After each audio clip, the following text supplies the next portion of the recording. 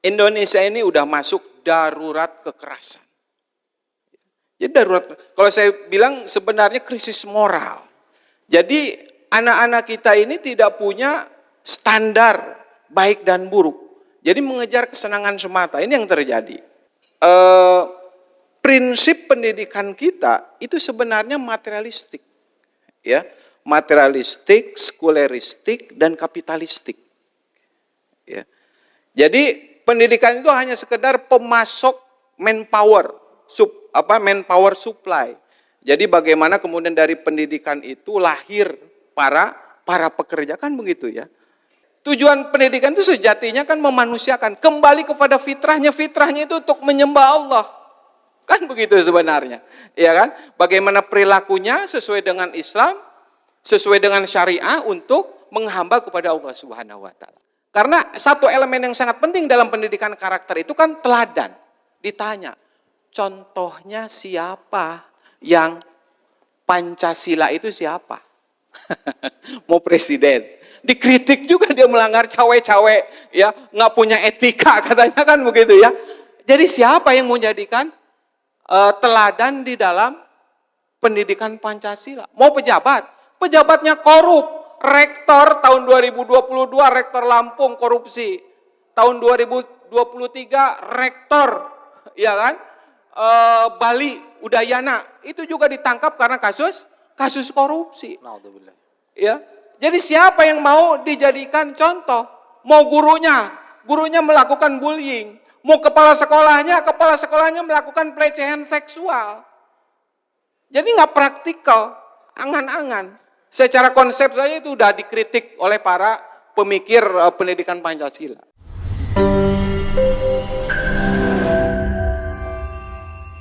Assalamualaikum warahmatullahi wabarakatuh. Alhamdulillah, wassalatu wassalamu ala rasulillah, wa ala alihi wa sahbihi wa mawalah, la hawla wa la quwata illa billah, ma ba'du. Yang terhormat Bapak-bapak, para tokoh, para alim ulama yang dimuliakan Allah Subhanahu wa taala. Jadi kalau kita bicara masalah pendidikan selama tahun 2023, berbagai peristiwa ini kita bisa kelompokkan ke dalam dua kategori ya. Jadi yang pertama, kita melihat berbagai kebijakan yang dilaksanakan pemerintah terkait masalah pendidikan. Jadi Mas Menteri atau Menteri Pendidikan dan Kebudayaan menyelesaikan implementasi kurikulum merdekanya atau Merdeka Belajar. Jadi pada tahun 2023 ini ada 4 episode. Ya, jadi istilah Mas Menteri ini di dalam mengimplementasikan kebijakan pendidikan dalam istilah atau narasi episode. Jadi ada 4 episode selama tahun 2023. Episode nomor 23 itu terkait dengan penguatan literasi. Episode 24 itu terkait dengan transisi pendidikan PAUD sampai SD. Episode yang ke-25 terkait dengan penanganan kekerasan di lingkungan pendidikan. Dan yang terakhir itu, ini juga di bulan Agustus, ya episode 26, terkait dengan standarisasi dan akreditasi pendidikan perguruan tinggi. Nah ini upaya yang dilakukan oleh pemerintah di dalam menyelesaikan berbagai persoalan. Ya. Jadi pemerintah ini kan menganggap ada 3 dosa besar pendidikan, Pak. Jadi ternyata pendidikan juga punya dosa ini. Dosanya nggak nanggung-nanggung nih 3 dosa besar. Jadi yang pertama, ya dosa besarnya itu terkait dengan kekerasan. Ya, yang kedua terkait dengan pelecehan seksual, yang ketiga itu terkait dengan intoleransi. Ini katanya begitu. Ya, dan pemerintah ternyata berupaya menyelesaikan persoalan 3 dosa besar ini. Tetapi ini yang membuat kita miris, yang kita membuat resah dan mengkhawatirkan, peristiwa-peristiwa yang masuk kategori kedua nih. Kalau tadi kan apa yang dilakukan oleh pemerintah ya terkait dengan implementasi kurikulum merdeka.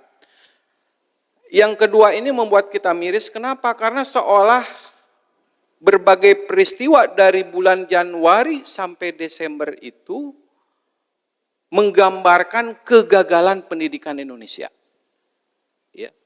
Jadi kalau kita lihat datanya, dari bulan Januari itu muncul berbagai kasus kekerasan dan pelecehan seksual di lingkungan pendidikan. Datanya itu hampir terjadi setiap bulan. Ya, contoh ini saya catat, misalkan bulan Januari seorang siswa SMP kelas 7 melakukan bullying atau perundungan terhadap gurunya. Bayangkan. Jadi kasus kekerasan itu bukan hanya murid terhadap murid atau guru terhadap murid. Parahnya ini sekarang terjadi murid terhadap guru. Bahkan didukung sama orang tua terhadap gurunya. Di Bengkulu, Pak, ada orang tua yang mengetapel gurunya gara-gara gurunya ya kan menindak atau meluruskan anaknya, diketapel, nggak mau terima. Sampai kemudian matanya buta. Astagfirullahaladzim. Ya, nauzubillah kan begitu. Ini yang terjadi. Ya. Di bulan Januari juga bayangkan, Pak, ya. Ada siswa SMP, ini masih siswa SMP yang bunuh diri karena sering dibully. Terjadi perundungan. Ya. Ini luar biasa. Jadi kita ngeri. Di bulan September yang sempat viral, Pak. Ini kejadian juga terjadi pada siswa SMP. Siswa SMP itu melakukan perundungan, tindakan kekerasan, ya, memukul temannya, ditonjok, ditendang, diinjek, ya, dan ngerinya itu sambil ketawa-ketawa, ya kan? Dan teman-temannya itu ngelihat begitu saja, sampai ada yang bilang di video itu kalau Bapak lihat, bunuh, bunuh, bunuh, itu kalimatnya luar biasa, Pak. Ngeri, Pak, kita lihatnya, ya. Dan itu bukan, sekali lagi bukan hanya terjadi di satu tempat, hampir merata. Kasusnya hampir merata dari Sumatera sampai Papua, dari Sabang sampai Merauke. Di Bali, seorang siswa SMA sampai menusuk temannya. Ya. Jadi bukan hanya sekedar nonjok, bukan sekedar menendang, menginjak, ditusuk, Pak. Di Bandung juga demikian. Seorang siswa SMA menusuk temannya juga. Karena tidak terima ya proses bullying tadi. Dan juga tidak hanya terjadi di tingkat SMP atau SMA, di SD juga. Di Sukabumi terjadi pengeroyokan anak SMP, anak SD terhadap adik kelasnya. Itu kira-kira kelas 3 atau kelas 4. Sampai anaknya mati, Pak. Ya. Ini luar biasa. Jadi kalau kita melihat kasus-kasus perundungan yang terjadi selama tahun 2023, dari bentuk dan jenisnya itu sangat mengerikan. Jadi ini ngeri sekali, Pak, kalau kita ngelihat. Itu kita bayangkan yang, jadi mereka ini selama kalau misalkan kasus tadi ya, seorang anak laki-laki di SMP kemudian melakukan nginjek-nginjek temennya, ya kan, ditonjok sampai ngatain bunuh-bunuh. Ini yang mereka alami selama sekolah, ini apa yang diajari mereka, kan begitu ya. Jadi bayangkan selama di SD mereka diajari apa? Kan pertanyaannya begitu ya. Ini ngeri, ya. KPAI saja mengatakan, ya komisioner KPAI mengatakan Indonesia ini udah masuk darurat kekerasan. Jadi darurat, kalau saya bilang sebenarnya krisis moral. Jadi anak-anak kita ini tidak punya standar baik dan buruk. Jadi mengejar kesenangan semata, ini yang terjadi. Ya. Dan 50% menurut FSGI itu Federasi Serikat Guru Indonesia, 50% kasus kekerasan itu terjadi di tingkat SMP. Itu bisa bayangkan. Jadi SMP kan, artinya kalau anak SMP melakukan tindak kekerasan, berarti selama pendidikan di SD-nya mereka belajar apa? Kan begitu. Ya. Nggak diajarin adab apa? Nggak diajarin kasih sayang? Nggak diajarin menghormat? Diajarin apa sebenarnya sampai mereka punya perilaku seperti binatang seperti itu? Jadi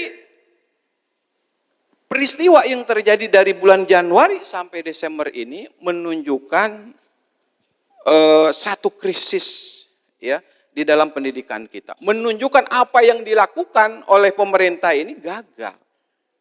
Tidak mampu menjadikan manusia ini sebagai manusia. Catatannya sebenarnya tidak hanya terkait dengan masalah kekerasan, ya. Pelecehan seksual juga demikian. Ya, di tahun 2023 ini juga ada anak SMP melakukan perbuatan mesum, perbuatan tidak senonoh di dalam kelas. Bayangkan, ya.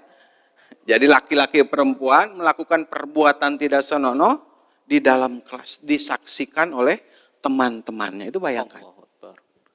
Ya. Ini murid, gurunya. Ya, bulan Desember nih beritanya tuh kan. Kepala sekolah di Madura itu dilaporkan oleh guru-gurunya karena setiap hari itu demen banget melakukan pelecehan seksual. Ya, kadang-kadang dia bercanda. Bercandanya apa? Mencium muridnya, Pak. Ya. Nggak cukup muridnya, gurunya juga. Ya, dari belakang digesekkan perutnya. Kan begitu, Pak. Nauzubillah itu kepala sekolah bisa begitu. Ya. Nggak cukup gurunya sama orang tua murid, Pak. Ini beritanya luar biasa ini. Sama orang tua murid. Jadi dia mendemonstrasikan pengen lihat bagian vital dari orang tua murid. Bayangkan lagi pembagian rapot itu. Aduh, ini gimana? Ya kan? Serem, Pak. Jadi sekali lagi Mas Nasruri, kita melihat apa yang dilakukan pemerintah ternyata tidak sebanding, tidak menyelesaikan persoalan, tidak memperbaiki ya kan? Keadaan, ya tingkat kekerasan masih tinggi. Bahkan kalau kita lihat jenis bentuk kekerasan dan pelecehan seksual ini makin ekstrim ya, makin mengkhawatirkan dan meresahkan kita. Mohon maaf, bahkan kita berita beberapa waktu yang lalu itu kan,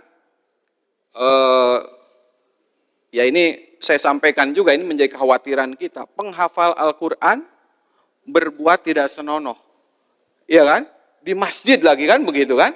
Aduh, ini bayangkan, ya. Ini satu carut-marut pendidikan kita. Ya, demikian. Ya, kalau disampaikan tadi sama Pak Yan Sofyan itu betapa dilemanya kita, Pak, kalau sebagai orang tua kita mempercayakan anak kita kepada guru untuk diajar, ternyata di dalam sekolahan terjadi kekerasan, terjadi pelecehan seksual. Orang tua mana yang tidak terenyuh atas kasus-kasus tersebut? Gitu, Pak Yan. Kemudian di satu sisi banyak guru juga yang mengeluh terkait beban kerja di sekarang ini ya, banyaknya yang harus diisi, borang-borang laporan. Apakah kurikulum pendidikan kita itu hanya sebatas melaporkan dalam borang-borang saja, sedangkan dalam real faktanya peserta didik kita ya seperti tadi yang disampaikan oleh Pak Yan Sofyan. Maka pertanyaan sederhananya, Pak, harusnya negara berperan seperti apa dalam memecahkan seluruh masalah pendidikan ini? Ya, baik. Jadi saat ini sebenarnya negara atau pemerintah itu sudah melakukan banyak hal, ya kan? Anggaran pendidikan itu bukan main besarnya, Pak. Tahun 2023 itu 612 triliun kalau tidak salah. Itu anggaran pendidikan kita. Kemendikbud itu mendapat jatah kurang lebih sekitar 80 triliun lebih lah, ya. Kemenag itu sekitar 59 triliun untuk pendidikan di lingkungan Kementerian Agama. Itu cukup besar juga, ya. Jadi banyak kemudian fasilitas yang dibangun oleh pemerintah, banyak program juga yang diluncurkan, termasuk sebenarnya untuk mencegah atau menangani kasus kekerasan itu, pemerintah menerbitkan Permen 46 nomor 46 terkait dengan PPKSP itu tahun 2003 di bulan Agustus yang lalu. Sebenarnya permen ini untuk mengganti permen yang nomor 82 tahun 2015 terkait dengan pencegahan kekerasan. Sebenarnya kekerasan ini sudah disadari oleh pemerintah dari hampir 8-10 tahun yang lalu, tapi kayaknya nggak ada kemajuan. Ya, jadi kesalahan pemerintah itu adalah prinsip pendidikan kita itu sebenarnya materialistik, ya, materialistik, sekuleristik, dan kapitalistik. Ya. Jadi pendidikan itu hanya sekedar pemasok manpower, manpower supply. Jadi bagaimana kemudian dari pendidikan itu lahir para pekerja, kan begitu ya. Ya. Kalau misalnya Bapak Ibu ditanya, ya sering ada misalkan pernah ada yang nanya ini, salah satu pakar parenting nanya orang tua, Bu, Ibu kenapa memasukkan anak ke SD favorit? Iya kan? Jawabannya Pak, supaya bisa masuk SMP favorit. Ditanya lagi, Bu kenapa masuk SMP favorit? Supaya masuk SMA favorit, kan gitu. Kenapa harus masuk SMA favorit? Supaya masuk kampus favorit. Kenapa harus kampus favorit? Supaya bisa bekerja di BUMN, perusahaan-perusahaan besar. Pokoknya gajinya harus di atas 20 juta. Kan begitu. Jadi pendidikan itu tujuannya untuk materialistik. Supaya gajinya dapat gede. Ini kan juga mindset yang ada pada orang tua. Ya, dan ini kemudian difasilitasi oleh pemerintah. Ya, jadi sekedar untuk mengantarkan mereka supaya punya pengetahuan, punya keterampilan, bekerja di perusahaan-perusahaan kapital, di perusahaan-perusahaan 4 orang yang punya menguasai ekonomi kita, kan begitu, ya kan? Ya, jadi sebagai subordinat saja. Jadi yang pertama sekali lagi prinsip pemerintah yang salah, materialis sekuler, pemisahan agama dan kehidupan. Makanya coba Bapak bayangkan ya, seorang guru nih setiap hari hadir anak di sekolah SD misalkan. Ketika masuk kelas, apa yang ada dalam kepalanya? Assalamualaikum warahmatullahi wabarakatuh. Selamat pagi anak-anak. Hari ini kita akan belajar apa misalkan, ya, rumus matematik, misalkan, kan begitu ya. Jadi seorang guru ketika masuk kelas yang dipikirkan adalah menyelesaikan materi. Ya, materi, menyelesaikan kurikulum. Kalaupun sekarang ada kurikulum merdeka, makin rumit mereka. Apa? Aduh, ngajarin rumus matematiknya pakai metode belajar apa ya? Harus pakai model belajar apa ya? Klasikal, project, ya kan? Jadi bukannya menyelesaikan persoalan, menambah kerumitan juga. Ya, belum proses administrasinya. Jadi wajar ketika kemudian Mas Menteri meluncurkan Permen 46 terkait dengan penanganan pencegahan kekerasan, ya. Jadi di YouTube yang dihadiri oleh ribuan guru di Indonesia, komentarnya apa, Pak? Yang dipikirin oleh guru itu kita kelihatan di komentarnya pada saat peluncuran permen tersebut. Yang komentarnya apa? Absennya di mana ya? Remeh, Pak, receh. Jadi yang dipikirin oleh guru bukan materi yang disampaikan. Tapi yang Maluku hadir, Kalimantan hadir, Aceh hadir. Tautannya di mana ya? Iya kan? Jadi nggak ada pertanyaan, ini materi penting nggak sih buat kita? Iya kan? Iya nggak? Jadi yang dipikirin itu adalah administrasi, mereka hadir harus laporan. Karena ini nanti akan ditanya, dosen juga begitu, ada beban kerja dosen. Ya, menyelesaikan persoalan administrasi. Sehingga tugas utamanya guru untuk memanusiakan manusia, kalau dalam Islam itu kan kullu mauludin yulad alal fitrah.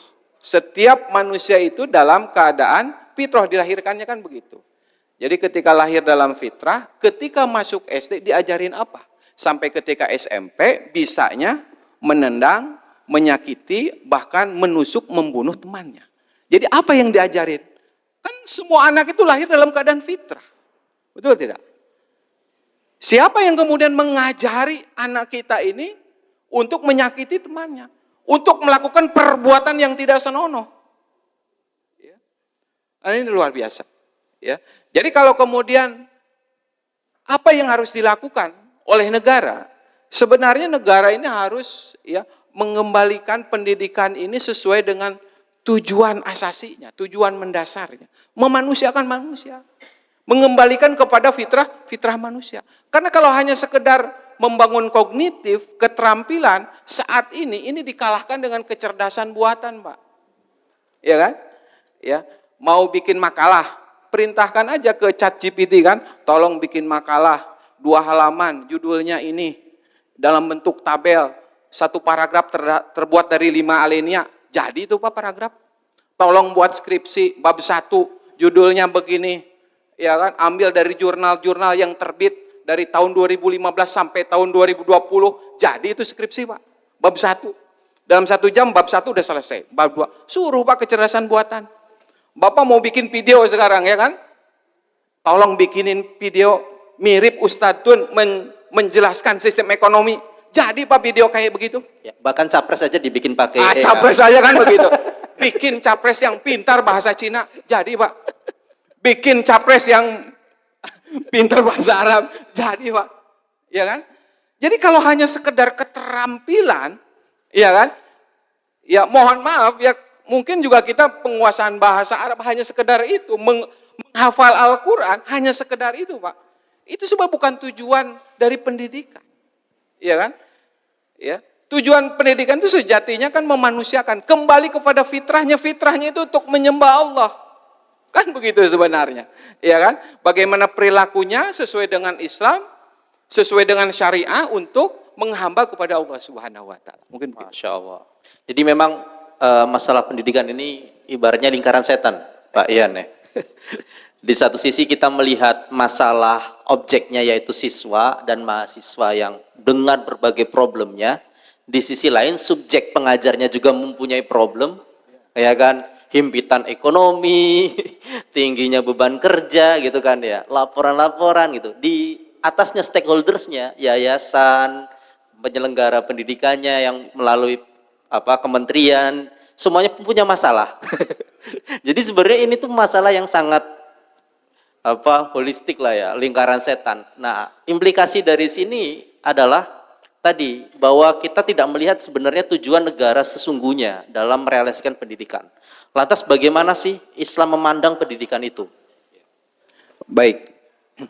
Jadi sebenarnya kalau kita bicara solusi Islam, ya, pendidikan Islam itu kan sederhana ya. Tujuannya itu membentuk kepribadian Islam, menjadikan manusia bertakwa. Walaupun dalam undang-undang sistem pendidikan nasional, kalimat itu juga ada. Menjadikan manusia yang beriman dan bertakwa kepada Tuhan yang Maha Esa, kan begitu ya. Mirip, begitu ya. Esensinya mirip, ya. Tapi implementasinya yang berbeda. Ini yang pertama. Jadi tujuannya membangun ketakwaan, membentuk kepribadian. Ya. Ini sesuatu yang sangat penting yang harus kita pahami bersama.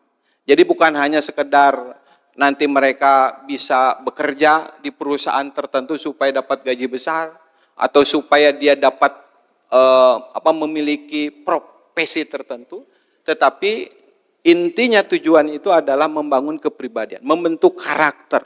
Makanya para alim ulama mengatakan, ya kan, pelajarilah adab sebelum ilmu. Nah kan adab ini merupakan bagian daripada kepribadian Islam, ya. Kepribadian Islam itu kan membentuk pola pikir dan pola sikap.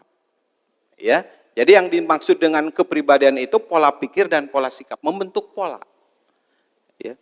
Nah, pola sikap diantaranya tadi. Jadi sebelum kita bicara kognitif, kita bicara sebelum sakofah Islam, yang harus kita bentuk itu di dalam Islam itu adalah adab. Kemauan untuk menerapkan ya, ajaran Islam itu jadi diterapin dulu, jangan banyak nanya lah ibaratnya begitu ya.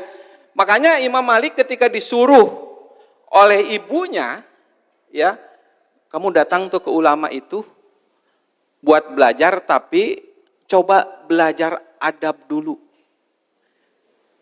Jadi yang disuruh oleh ibunya kepada Imam Malik itu bukan belajar adabnya dulu. Tapi kalau kita nih, mohon maaf ya, ini juga sebagai kritik bagi kita juga. Datang ke guru itu supaya cepat hafal Quran kamu. Iya nggak? Nggak ada perintah. Coba kamu duduk dulu bersama guru tersebut, pelajari adabnya. Ada nggak yang begitu? Langsung aja kita pengennya instan. Terjebak dengan angka-angka. Ya. Angka intelektual, kemampuan matematik, kemampuan numerasi, ya kan? Kemampuan, termasuk umat Islam juga terjebak dengan angka-angka. Coba tanya, kalau keluar dari pesantren gitu kan, yang ditanya sama orang tuanya wah, berapa juz yang sudah dihafal? Jarang kita nanyakan ya, perbuatan baik apa yang telah kamu lakukan?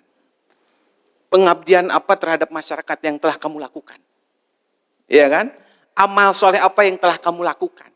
Kamu telah bisa apa sih?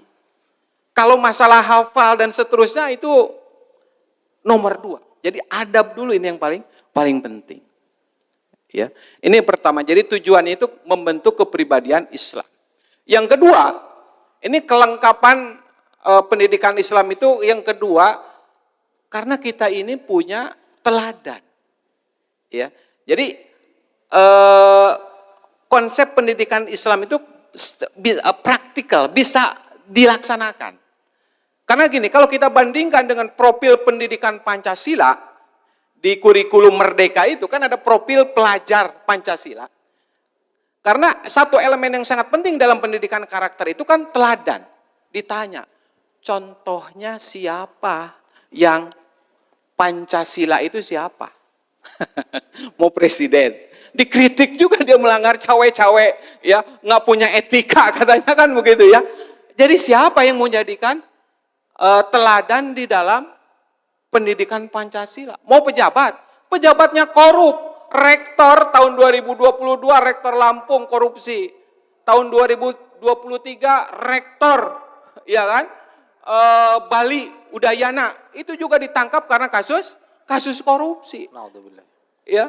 Jadi siapa yang mau dijadikan contoh? Mau gurunya melakukan bullying. Mau kepala sekolahnya melakukan pelecehan seksual. Jadi nggak praktikal, angan-angan. Secara konsep saja itu sudah dikritik oleh para pemikir pendidikan Pancasila. Islam ini punya teladan. Ya. Jadi apa yang kemudian diajarkan Islam itu bisa diimplementasikan. Contohnya apa? Ya Rasulullah. Ya, jadi dalam elemen pendidikan karakter yang utama itu kan harus ada contoh. Dan kita punya siapa? Rasulullah Shallallahu Alaihi Wasallam. Kita berharap generasi mendatang itu menjadi generasi yang lebih baik. Generasi yang akan membawa perubahan kepada Islam. Ya, memang saat ini kita tidak bisa berharap kepada sistem pendidikan yang ada sekarang. Karena sistem pendidikan yang ada sekarang itu asasnya adalah materialistik, skolaristik, dan kapitalistik. Oleh karena itu, pendidikan itu sejatinya harus dikembalikan kepada asasnya pendidikan Islam, akidah Islam, kemudian tujuannya adalah membangun kepribadian Islam. Dan kita sudah bisa merasakan hasil dari pendidikan Islam itu sebenarnya. Sains dan teknologi yang kita nikmati saat ini sebenarnya merupakan hasil dari sarjana-sarjana Islam yang telah melahirkan berbagai teori yang bermanfaat bagi manusia. Kita bisa selfie, ada kamera di sini, karena ada teori Ibnu Haytham, yaitu sarjana Islam. Ya, kita Pak Saharudin bisa jadi dokter, itu juga karena ada Ibnu Sina. Dengan kitabnya Qanun At-Tib, ya. Atau misalkan ada gedung ini, karena teori matematik itu penting juga, aljabar. Aljabar itu bisa diterapkan dalam berbagai bidang untuk memecahkan persoalan, termasuk persoalan struktur bidang ini. Ini menunjukkan kepada kita, ketika pendidikan Islam itu asasnya dikembalikan kepada akidah, maka kita bisa meningkatkan kapasitas manusia itu kepada fitrahnya, kemudian kemampuannya untuk bermanfaat di dalam kehidupan.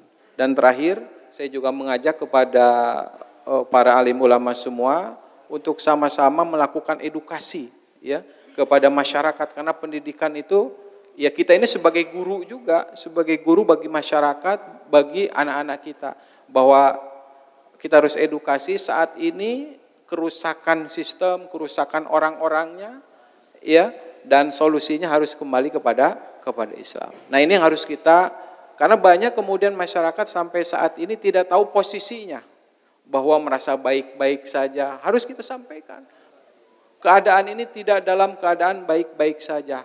Penyebabnya, akar masalahnya adalah kerusakan sistem, tidak didasarkan kepada asas akidah Islam. Nah, ini penting bagi kita semua untuk menjadi guru bagi masyarakat. Jadi memang betul bahwa pendidikan kita ini sifatnya kapitalistik ya.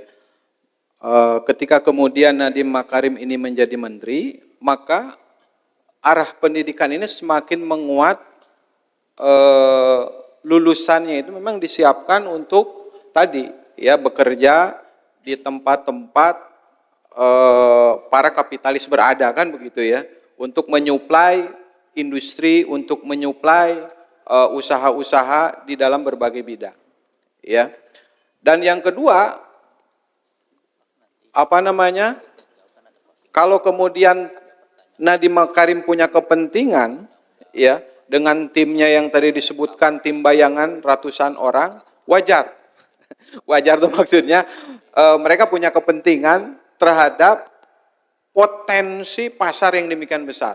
Ya, jumlah siswa menurut BPS itu, jumlah siswa sekolah itu kurang lebih 50 juta. Ya kan? 50 juta.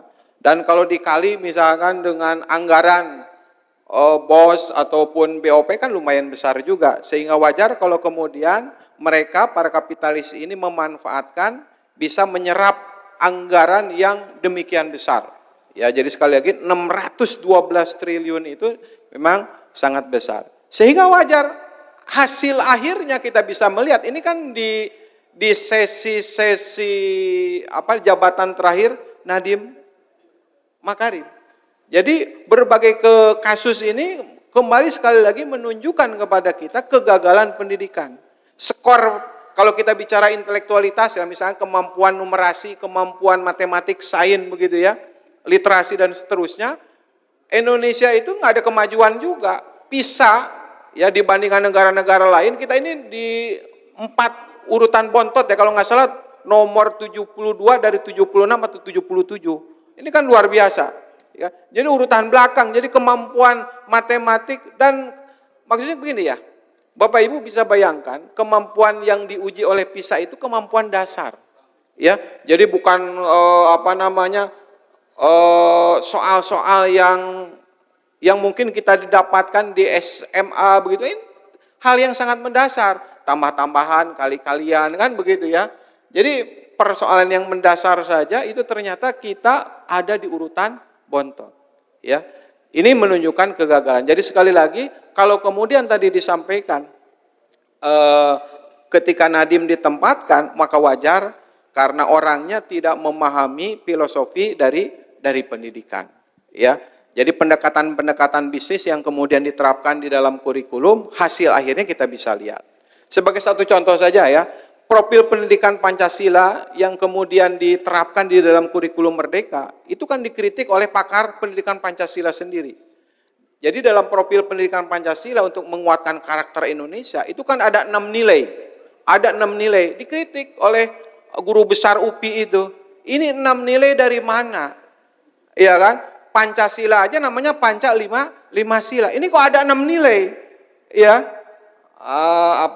Membentuk manusia bertakwa, berkebinekaan global, kemudian mandiri, nalar kritis, apalagi kreatif gitu ya. Dipertanyakan, sila keduanya mana? Malah ada yang lain-lain kan begitu.